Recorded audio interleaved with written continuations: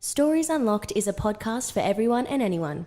Each week, hosts Ari George and Selena Nguyen have open and honest conversations with key personalities aimed to inspire, educate, and entertain listeners, acting as a conduit between everyday people and names of individuals we all aspire to be. Listen to our podcast with an open mind as you prepare to take notes, laugh, cry, and feel inspired to be the best version of yourself. This week, our special guest is a hardworking man who brings with him a rich cultural background and a love for Lebanese cuisine. He grew up in a small village in the north of Lebanon, a country that has been plagued by war and conflict for much of its history. But despite the challenges, he was able to escape the hardships of war and start a new life in Australia. This has had a profound impact in influencing his entrepreneurial mindset and innovative business endeavours. With over 20 years of experience within the business world, he's always up for a good challenge. So sit back and relax as we delve into the captivating story of the man himself, John Gebran. And we are live. John Gebran, thank you for coming out. It's a pleasure to have you on. We actually had yourself requested to come on by a few individuals. Everyone kind of seems to want to know your story, so thank you for coming. It's a pleasure. Thank you, Ari, for having me. Well, let's get right into it. Tell us, growing up, as far as you can remember, tell us how was it growing up? Growing up in a little village north of Lebanon, we remember beautiful days, amazing nature.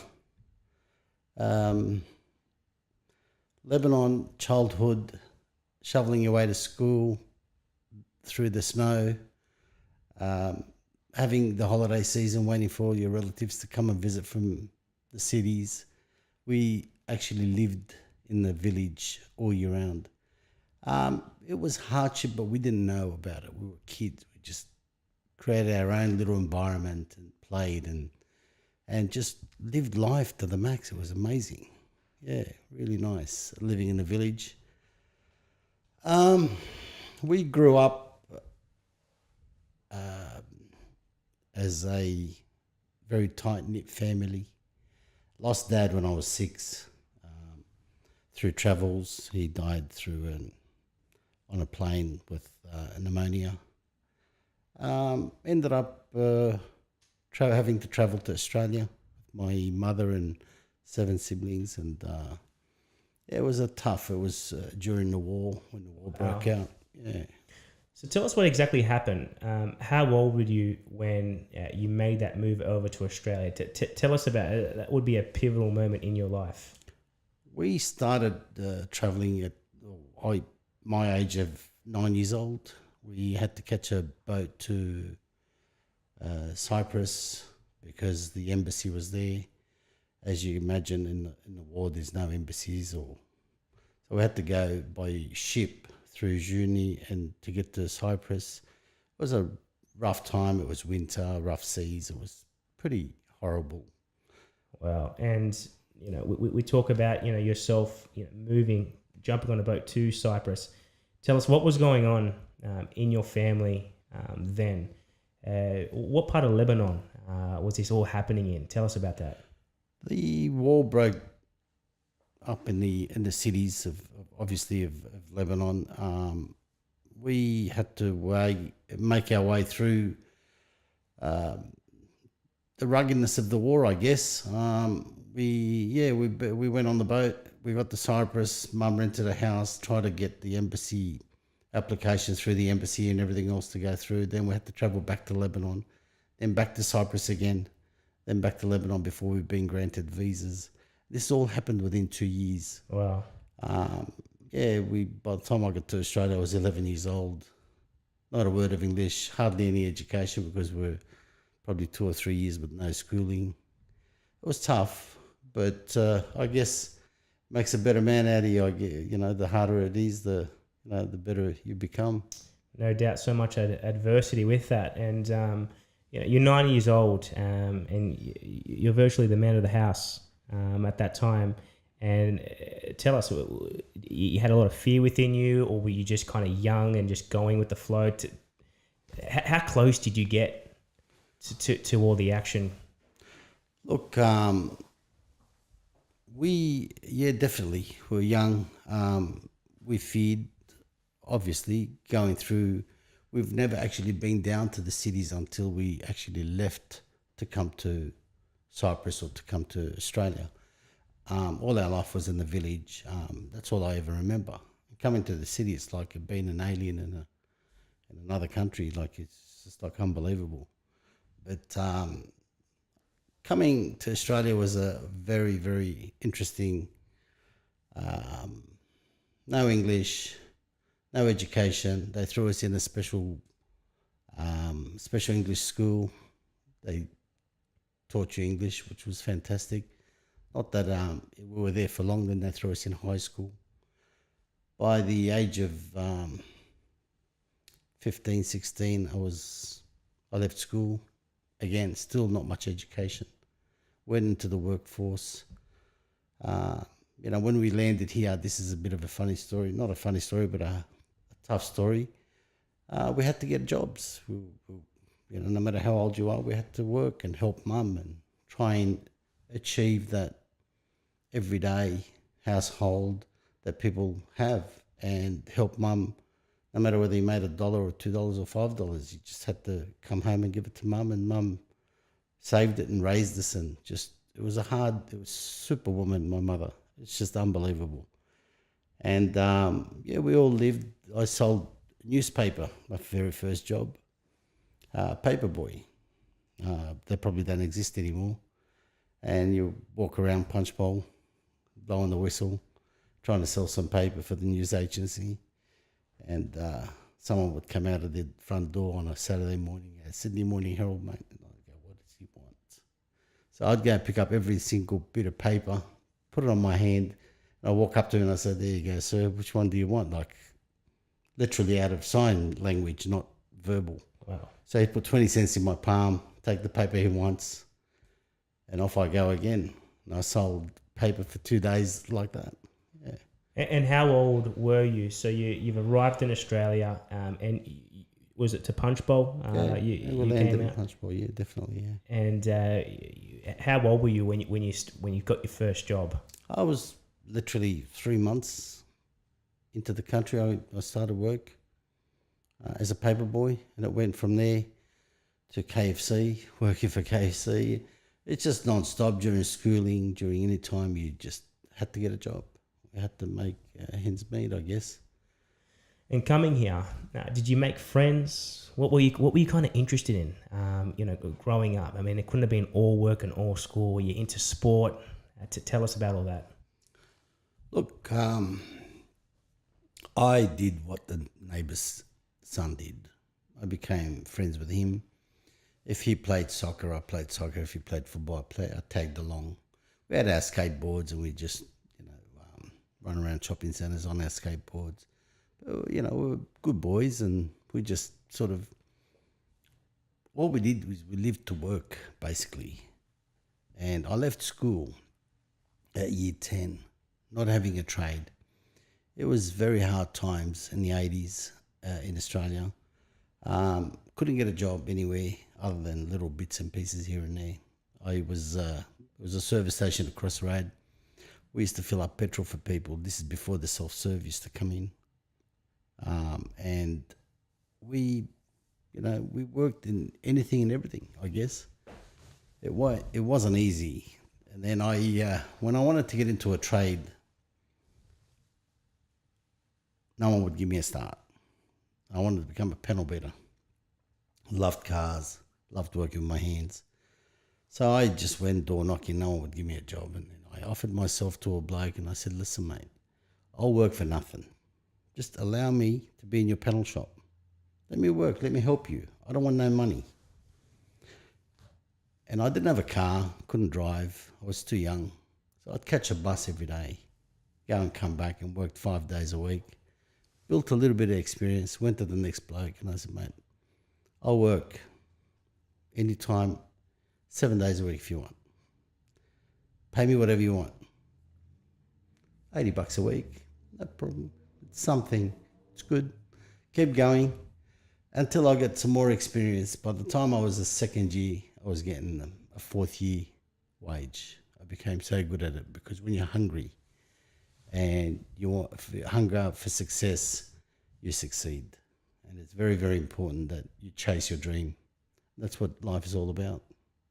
There you go. And you're obviously, again, working multiple jobs, very hungry, hustling. Do you think coming from war-torn Lebanon, your experience had an impact of coming here and impacting that hunger? Most definitely, Ari. Yeah, definitely. You've maybe I might have skipped a little bit. When I was a kid, Dad died. We had to go out and work, and when they pruned the trees and all that sort of stuff, we started it at the age of 7 years old. We'd go pick up the sticks that are under the trees and things like that. It's heartbreaking to some people, but to us, it was the way of life. That's what we had to do to survive. There's no benefits from where I come from. Zero benefits. And what you grow, you eat. What you don't grow, you go out and you source from nature. And that's probably the best experience one can ever have. It's a natural experience. It's something that it's grown within you. And you use it. You use it later on in life, which is fantastic. It's something that, it's a survival tool, I guess. Beautiful. Yeah. So your panel beating, how old were you then? I was 16, 17 when I started panel beating, yeah. Sure. So you're 16, 17, you're working for minimal wage, panel beating. Tell us, where'd that lead you on to? I kept jumping jobs for more money. When you become good at what you do, people pay you overs to have you. By the age of fourth year, I used to work day for a boss and night for myself at home, fixing up things for people and trying to earn a little bit extra money, I guess. By then, at the age of 20, I was a fourth year apprentice on my way out into a tradesman. We had saved enough money to buy our own little panel shop from a chap in Greenacre, which we bought. My brother was a mechanic, I was a panel beater, and the younger brother was also a panel beater upcoming. So we ended up buying this little panel shop in Greenacre, and we started working in cars. And it was so difficult for a 20-year-old for people to trust. Yeah. So if you say a 50-year-old or a 60-year-old rocked up with a damaged car, he's talking to a young kid like, what's 20 years old? Yeah. I looked so young, and people wouldn't believe me that I was the boss. I'm running this panel shop. So I lost a lot of business. So I started thinking to myself, what do I have to do to make these guys trust me? Yes. So I grew a mustache. And ever since then, the people think, okay, this guy seems to know what he's talking about. Very good. I wish I could do the same. But it was quite fascinating how things work out sometimes. And we're talking 1980s, out in Punchbowl. Greenacre, yeah. Greenacre. Tell us, was it Aussies? Was it Lebanese? Was it what culture was it? No, there was a lot of Australians and a lot of ethnic sort of Italians, Greeks, Lebanese. Yeah, definitely. And how accepting, were the Australians towards? I mean, we're talking about a 20-year-old person who's come from war-torn Lebanon. How was it back in the 1980s? Schooling was super tough. We got bullied in a big way. It wasn't very pleasant at all. Teachers made fun of you. Kids made fun of you. Couldn't speak English. Wog was the main word on the menu, I guess. We didn't understand much, but we had other Lebanese kids. They used to translate to us what's going on. It was pretty ugly. But we got picked on. We got bullied, as I said. But life goes on, you know, you just move on and stand up, dust yourself, and off you go again. No doubt. I'm hearing a lot of character building, you know, through all these years. And as a panel beater, what was your kind of clientele there? Was it just like that Lebanese that would stick, or would it be everybody? No, we did some companies, a lot of company cars back then. We did private work, we did insurance work, we did a lot of different work. Yeah, I was in it for about 6 or 7 years. I didn't like it that much, to be honest. I enjoyed working on cars, but I just didn't like the industry, and it just gotten harder and harder. And I just wanted to go and excel. I couldn't find myself. I was like a V8 spinning in mud. I just needed to go, and I wasn't growing. I wanted to make some money. I was hungry. I was super hungry. Like, we were given nothing. Made in the sense where if I want something, I have to go get it myself. No one brought me anything on a silver platter. Yeah. Not just me, my siblings, all of us. So basically, we worked for what we have, and it's a good feeling, Ari. It's a fantastic feeling to be able to achieve, to reach out and say, I've got that. No doubt, and doing it all yourself. So, at what year did you kind of finish? How old were you when you finished up in the panel beating side of things? I was in my probably 32 or 33. Went on to building childcare centres and Wow. Car yards. Went into car yards, different style of work with cars, and then, you know, visited Lebanon for the first time after I left Lebanon 20 years later. So I was at the age of 30. I went to Lebanon. I was super. How can I say? I've gone from being not a word of English to being super Aussie minded. Couldn't listen to Lebanese music. All my partners were Australians, and I lived the Aussie style life. And by the time I visited Lebanon, to be when I went to Lebanon for the first time, I fell in love with the culture. I fell in love with the music. I fell in love with everything. Like, to me, was wow. You leave it. You left it when you were a young kid. Everything was so, and then you go back there. It's just the emotions just really open up, and I had to. It was something to drive me to go back to Lebanon. To be quite honest with you, was my father. I kept dreaming of my father, and I just needed to go visit his burial. And by the time when I went there and I did what I did, I visited the burial, and I was quite relieved. I started experiencing, the food, the culture, and everything else. I came back to Australia and I thought to myself, I got to do it. I got to do a Lebanese restaurant. Wow. The Lebanese food, the variety of the food, the village food, the authentic food, it doesn't exist. Yeah. I mean, it did. I shouldn't say that. It did maybe, but not to the extent to what I have done today. And whilst we're there, you've gone to Lebanon. You've been inspired. You've got all that those emotions. They're overwhelming. Did you have any experience in hospitality? Did you have any experience in, or was it cooking something that you love doing? Tell us about that pre going to Lebanon. As a profession, absolutely zero. Nothing. The only thing I enjoyed doing is helping Mum scale the fish, stir the pot, things like that. You know, chopping maybe a bit of onion or tomato or whatever it may be in the kitchen, giving her a hand. But I always found myself as a kid in the kitchen with Mum for some reason. Yeah.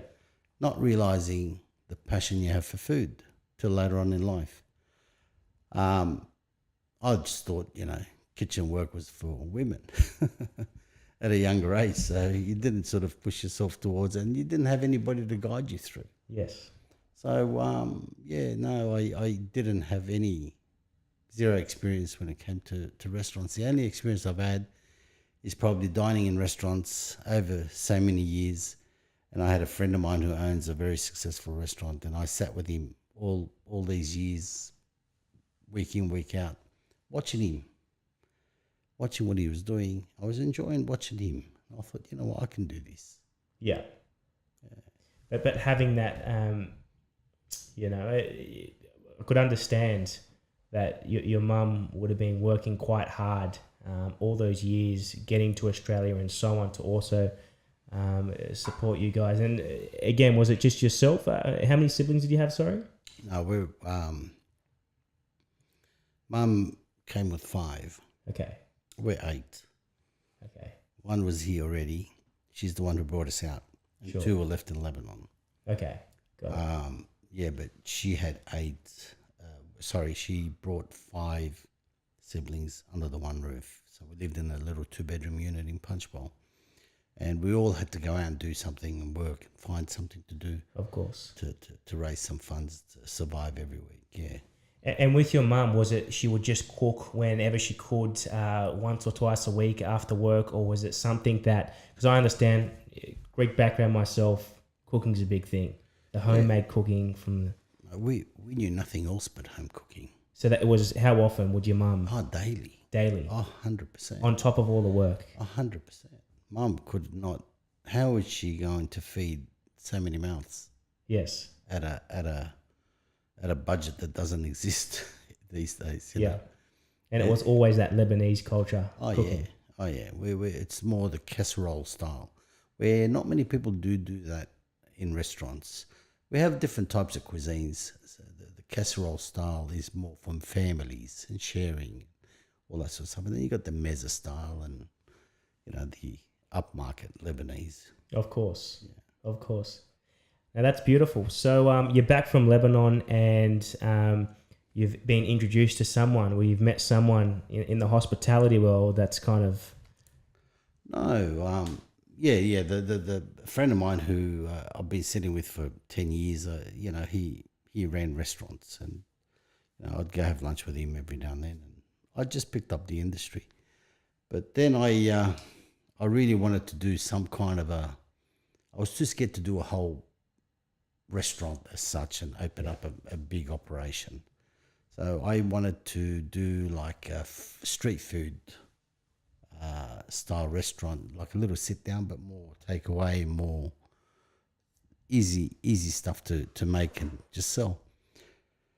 Then I went to find a shop in my area, and I found a little place, and I thought, okay, how do I get through to this guy? Who owns it? Where do I start? This is in 2020 or 2021. So somehow I found who owns the building, and I said to the bloke, I said, look, you know, you got an empty shop, would you sell it to me? He goes, son, I built these with my father. He was about 7 years old. I'll never forget him, Ron Swain. He's a gentleman. God bless him. I don't know if he's still around or not. But anyway, he said, son, I built these with my old man 55 years ago, and he was like 70. I said, okay, sell them to me. He goes, I own 5 shops. I said, 5? I said, okay, I'll buy the 5. And had nothing to my name. I just chucked I had my house, but it was a big call. Massive. So And we're talking, is this the Mount Lewis? yeah, Mount Lewis, yeah, the 5 shops. So anyway, he goes, let me think about it. He come back to me and he says, okay, after about 3 months. He goes, I've thought of it. And he had an envelope in his hand. And I said, he goes, since I've spoken to you, one of the tenants approached me. But because you spoke to me first and I like your drive, I like to offer it to you first, although they offered me probably $200,000 more. That's rare. Super rare. That's why I'm saying to you earlier when I said he's a gentleman, that's why I meant he's a gentleman, because he kept his word, and he, you know, you don't find people like that.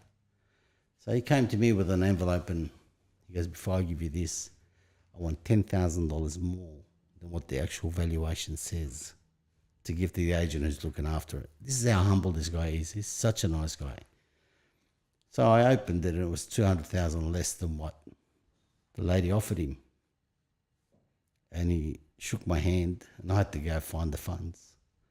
And yeah, it's a beautiful story. And that's when I thought, okay, now that I've got 5 shops, I can do a restaurant. That's crazy because I'm hearing you've gone from panel beating and then you went into construction of childcare centres and now hospitality. Now jumping from industry to industry, did you not have fear of going into the unknown? Ari, fear didn't exist in my lifestyle, in my world. When you come with nothing, you're not afraid to jump in the deep because you need to get across. And I did not fear anything when it came to business. When it came to business, I've done so many crazy things that we'll be here all night trying to tell you what they are. But no, I don't fear. And even till today, I still do things and just take on more than I can probably chew, but I like it. I love the pressure. I love the drive. So here we are. You've just agreed to take 5 buildings, shops in Mount Lewis. Correct. You've got to go fight. What was your next move? My next move, I did my calcs that I can rent 4 and occupy 1. Yeah. And I thought, okay, if the 4 and what my little childcare business can pay for the mortgage, I can build this little business slowly. This is how my mind ticked. And that's exactly what I did. So it took me about 10 months to get it through council because I had a neighbour who didn't really want me there. But we fought through, we battled on, and we got it across. When we opened, we got smashed with people. Like literally, an opening was so difficult. I delayed and delayed and delayed. I was so concerned about being bombarded because of the talk out there about it. And back then in 2001, there wasn't this social media. There wasn't the things that are today that you can boost off a restaurant just with a click of a finger. You know, it was radio or newspaper and a word of mouth. So I banked on the word of mouth. Yeah. I've known you for a number of years. And one thing that I do pick up about yourself is there's a gift of the gab when it comes to John Gebran. Everyone knows John Gebran. And I'm guessing that a lot of people already knew you in the area before you've opened, which is that right? It is right, Ari, because I was raised in Punchbowl, moved to Bankstown, Greenacre, and I've been within 5 kilometre radius from the day I come to Australia. And my business was in Greenacre, the panel shop, and then the childcare centre was in Greenacre and Punchbowl. And I always did things that are different from everyone else. So I was always the talk of the town, if you like, or the community. Yeah, I built a name over the years. Yeah, definitely. The gift of the gap, I guess, it came naturally in the sense where I did the right thing by people. You know, I'm not a salesman as such. It just comes naturally from inside. You don't con people. You don't try and be somebody you're not. And when you be yourself, people respect you. No doubt. And I can really relate to what you're saying. I see the way you operate your venue. You know, you walk in, every single table knows you. It's amazing. But so what year is it? It's the grand opening of Gebran, and is that what you've called it? Yeah. Where does this name Gebran come from? Gebran is one. It's my surname, of course, and everyone should be proud of their name. Gebran is also a very famous poet. His name is Gebran Khalil Gebran, who wrote a lot of poetry. And he was very well known in Lebanon, and also he has he's long gone now, but they got a museum for him. You can go visit. And he was very well known in the States, and he died in the States, I believe. So I thought, what better name than Gebran? It's not a very common Lebanese name.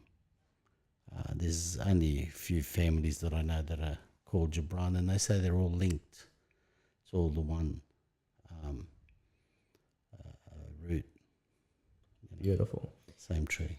And a lot of people know, kind of Gebran is today, and we'll get into that. But when you opened Gebran, was it how it looks today? Tell us, how many did it seat? Tell us about this whole thing.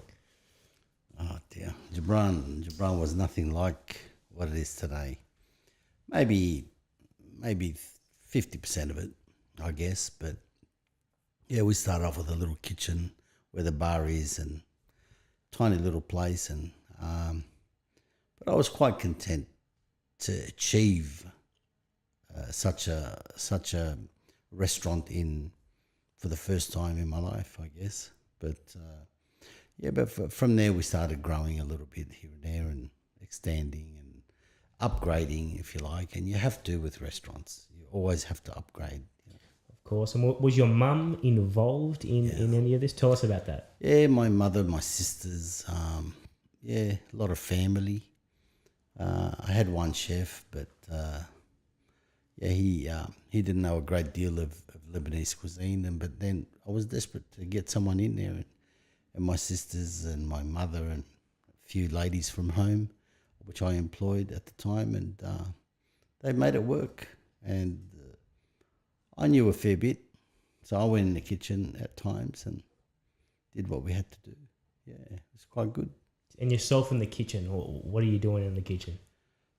Our food can be different from the north to the south. I serve Lebanese cuisine to the way I grew up with it. And this is how I want it, because this is how I remember it. And obviously, people are liking my style of Lebanese cuisine. I'm not saying it changes dramatically, but it does change a little bit from north and south. No difference to probably Greek food or Italian food, or look, it was banked on housewives, mamas from home. My mother, my sisters, and a couple of ladies used to sit down and make all the little pastries on a Monday, which we used to close initially. And they used to sit down and make them all by hand. Until today, we're still doing exactly the same thing. Nothing's changed. From a food service perspective, you're serving hundreds of people. How do you commercialize these tedious Lebanese dishes? I know you do all those little dolmades and the little intricate type dishes. How do you keep up? Ari, look, we still, like as I said to you, we still hand make everything. Wow. Even the vine leaves, they still hand roll them. Cabbage leaves, the little kibbe, the little sambusek, all that little stuff. It's still handmade. The only thing difference is that she's got a dough machine that makes the pastry, for example, because when you make it at such a volume, but then she gathers all the staff one morning, 4 or 5 hours. They'll do 500 of each. And I like everything done by hand. As soon as you introduce machinery, it just throws it out a little bit. I won't like it. If I don't eat it, I don't feed it. That's my motto. And it has to be right. Very good. And tell us, after a year of opening, where were you at with Gebran? How was it looking? Look, it started off at the top like every restaurant, I guess. And back in the days, it's the locals who came to you first. The first 3 months, it was bombarded, and then it just sort of took a dive a little bit, and then before you know it, by the end of the year, it's just started coming back and people saying, "Oh, my mate lives down the road. He told us about it. We're from Campbelltown. This guy," and it just went on and on and on, and it just came from everywhere, and it's just started building up from there, word of mouth. Before you know it, 22 years later, we're there. We're a household name. second generation feeding. You know, you've got kids who've got christened there now. They're coming with their girlfriends and boyfriends and having their feed and enjoying their lunches or dinners. Unbelievable. It's overwhelming. Beautiful. And you've kept that authenticity so many years later. No, very good. And so tell us about Gebran. Where is it right now? Gebran, we are basically now expanding to different cuisines. Gebran is basically the stump, if you like, and then we're branching off to. We've opened recently a Japanese during the pandemic when everyone was closing down. I was renovating to open up a Japanese restaurant. You talk about fear, zero fear. You know, the world's collapsing with coronavirus and everything else, and I'm renovating a restaurant, which is, we opened up the Japanese as well. We serve it with Gebran. So you can sit at Gebran and you can order Japanese or Lebanese. Soon enough, next couple of months, we're hoping to open up Padrino. Padrino is an Italian restaurant as well. Another little boutique restaurant. It's going to be on the other side of Gebran. So again, you'll be able to order Lebanese, Japanese, Italian, and the reason behind all of that, Ari, is because we have such a huge cult following that I don't want people to be bored of my food, and I want people to come in 2, 3, 4 times a week. And having to order different cuisines and different foods all the time. Not be bored and not having to travel and not having to... If they're comfortable there, let them be there. No doubt. And I really get that feeling that the food you produce is a reflection of your fearless personality of going from culture to culture. If we rewind back 2 years ago when I first met you, I remember I met you, I think maybe just before COVID, and I sat down with you. I said, you're looking to market your Lebanese restaurant, and you said, I've got Japanese and Italian. And I remember I laughed. I said, I see Lebanese doing a Japanese. And you went, yes, is there anything wrong with that? But now I'm hearing this whole life, it's all making sense in the amount of adversity you've overcome, and the fearlessness in all the decision making you've had throughout your life. It really, really is amazing. And looking back on your life, if there's one piece of advice you could give 5-year-old little John Gebran, what would it be? Make it happen. Follow your dream. Follow your passion and make it happen. And nothing's impossible. Everything's possible. And if I could come from where we were born and how we come out here to be where I am today, I don't look at it as an achievement. I look at it as a way of life. That's my life story. That's the way I did things. But I think everybody must follow their dream and make their dream come true. It's not easy. Nothing's easy, but it is possible. Sure.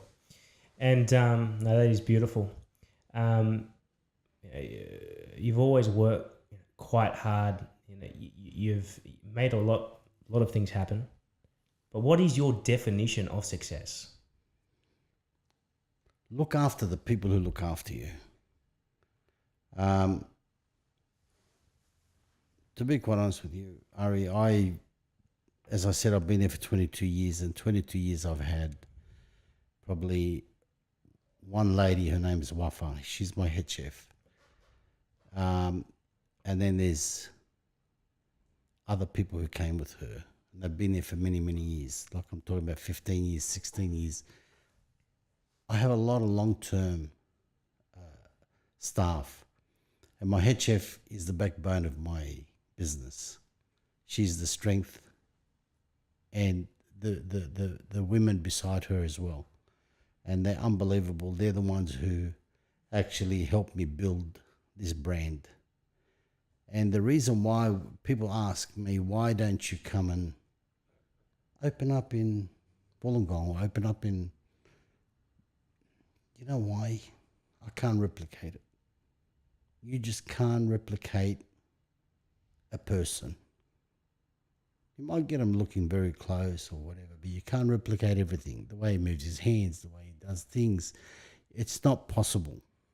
So the reason why I don't do what I've done, and I'm letting out my little secrets here, and I branch out to other cuisines, is because it's easier to do Italian, although I'm not Italian, or Japanese, than it is doing another Gebran. Because what would destroy me is when people go to my other Gebran and say it's not the same as this. And that's something I don't like to do. Really does feel like it's more about the passion over the money. It really is. That's exactly what it is. It's I'm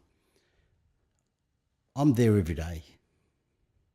If I'm not there every day, I'm somewhere else doing something to do with my business. And as you're probably aware of, we've just taken on a winery, and we're happy to do another cuisine there and take it to another town where we're going to do something nice again and show the people there what it's all about. And, we're always chasing different, weird and wonderful stuff, I guess. No doubt, but it really does feel, you're showing me a bit of a project about an hour ago about what you're doing. You've got a knack for bringing your culture in Lebanon back to Australia. Why do you think you've got so much of a drive to do that? I mean, anybody who's been to Gebran understands that they get that nostalgia. They walk into that back room, you look around, it's like no other. That's the comments that I get from anyone that goes there. Why do you feel so much you want to bring that same feel? It annoys me to see our food being twisted. Okay, I mean, some people won't like what I'm about to say. And I really let it out. These are raw conversations. Let it out. And it doesn't bother me, and I really don't care, to be honest, what they think. I will pour myself another drink. Yeah, I like that. You've come in style. You come in style with your scotch. I don't think I've ever seen you without a whiskey in my hand. Huh? Is that the choice of whiskey too? It is, yeah. It's a Tasmanian whiskey from a mate of mine makes it. Yeah. When they want to modernise something and they want to look, it might work to the people who don't understand the cuisine. Yeah. So be it. I opened Gebran in the capital city of the Lebanese community. Do you agree? Agreed. Punchbowl, Bankstown, Mount Lewis, this is like the hub. If I can satisfy all these Lebanese born here in Lebanese with their parents who migrated to Australia and mamas and then if I got $1 for every time I hear I will only eat this dish from my mum or you only, I won't eat anywhere else, I'll be a millionaire. Again, it's not about money, and it doesn't bother me in any shape or form. I want to put the meal on the table the way it was made for me when I was a kid, the way I remember it. And Gebran banks on food that doesn't exist anymore in people's homes. All the offal, all the tripe, all the crazy things that people think, ooh, but when they come in and they look at it and they taste it, it just doesn't. Like we make a pot of tripe, within first sit down it's gone. And people say, why don't you always have it on the menu? Because I want you to get hungry for it. I want you to come and enjoy it. If it's on the menu every day, and it's not something easy to do, it's super difficult to do. Very time consuming, and it takes hours to cook. But you tend to enjoy it more when you come in and you think, oh wow, it's on the menu today. things like that. And I don't like to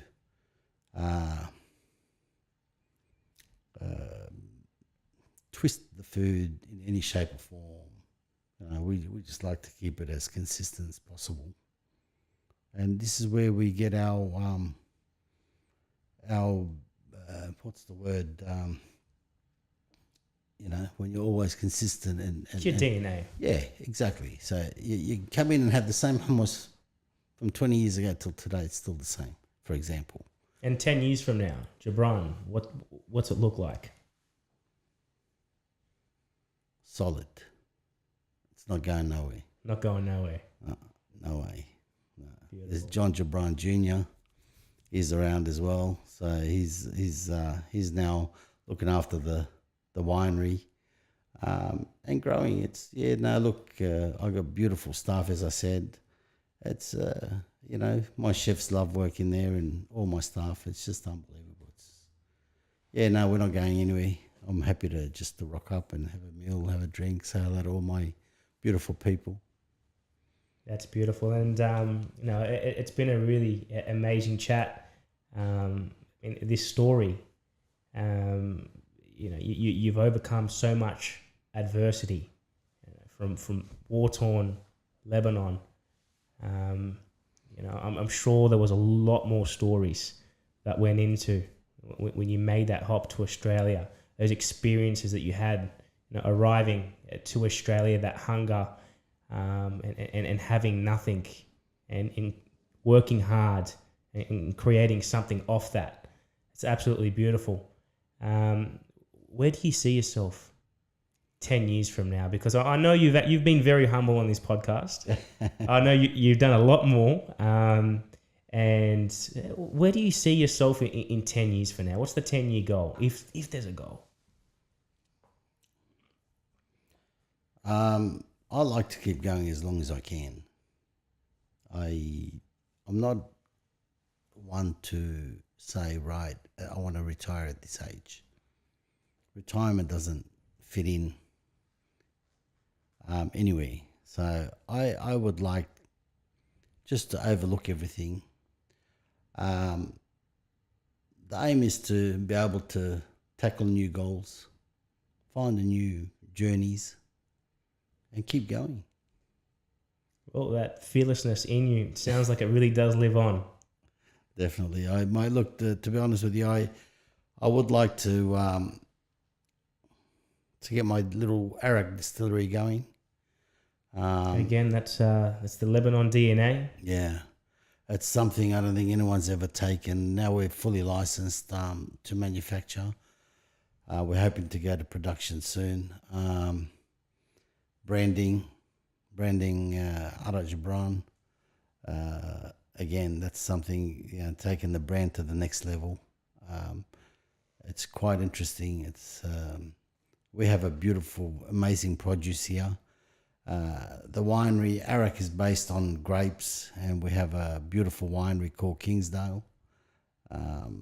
That's now up and coming, and we're looking at doing, restaurants, function centre, distillery, a lot of different things on there, cabins, accommodation. So we're hoping that will take the Lebanese out of Bankstown and give them more. Not just the Lebanese out of Bankstown, but anybody and everybody who's a Gebran who likes to enjoy the what we do, to come out and share with us what we're about to do over at Kingsdale, which is Goulburn municipality. Yeah. And from what I can see, when you say for the people to come out and share and have a bite to eat, what I really feel with what you've built is you've not just built customers. It's like a cult following. The way they talk about you, the way they talk about your food, your venue, you've hit the heartstrings. You've done something that not many other venues. Well, Larry, that's what it's all about. It's not when you're in hospitality, you don't do things for yourself. You do things for others. You do things for people to come and enjoy it, and you're supposed to be the entertainer. You're the one who people come to me, no matter what mood I'm in, I have to put on a beautiful face, a happy face. People coming out to spend money with you, they want to have a good time. They want to be able to kick back, enjoy, relax, see the owner coming around and saying hello to them. Mate, everybody loves that. And till today, I still enjoy it. And I'm going to keep doing it for as long as I can. I love touching base with my clientele, my beautiful people who come over, and I want to take them to the next level. Go, bring your family, come out, have a look at the animals we got, have a look around, enjoy the day. It's not too far, which is good. You know, Goulburn's not hours, like it's probably an hour and 50 minutes, but it's a good day trip, you know, things like that. I'm not trying to market it. I'm just trying to tell you what we're doing, but we have big dreams for it, and we're hoping to take that dream to where I want it to be. There you go. Now to wrap things up, you know, again, such a pivotal moment in your story, you know, was coming from that war-torn Lebanon. And do you think you would have been the same person you are today if you just grew up, you know, in today's society, in Australia, being born here? You think you'd be that same person? You think you'd have that same personality, or what would be different? Look, I think we would be the same, because the upbringing was there, the foundation was there.